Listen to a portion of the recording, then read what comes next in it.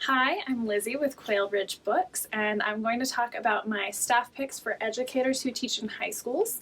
My first one is Yes, No, Maybe So by Becky Albertalli and Aisha Saeed. It is the story of a Jewish boy and a Muslim girl who get roped into doing canvassing door to door for their local election. And the thing that I really love about this book is how the characters' attitudes change. They start out kind of apathetic and uninformed and just start to really care about what's going on in their community. I really recommend it to educators because of the message of hope that runs throughout it, even though it's an election year and that can sometimes be overwhelming even for young people. It's just a story about how young people can make a difference.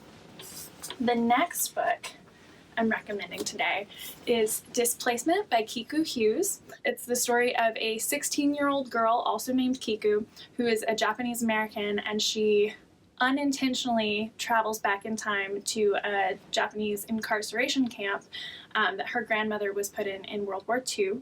The author draws heavily on her own family history for this debut, and I think that it's a really great educational tool. It talks about some of the details of life in the camp that I was unfamiliar with, and their main character does some research toward the end on other famous Japanese Americans who protested the camps during that time.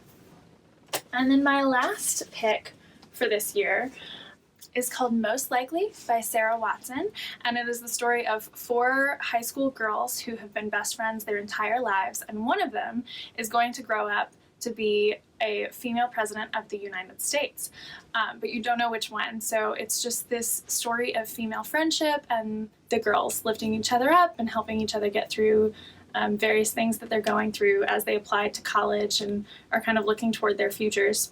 And I think the thing that will really appeal to educators about this is just the resilience and perseverance of the characters.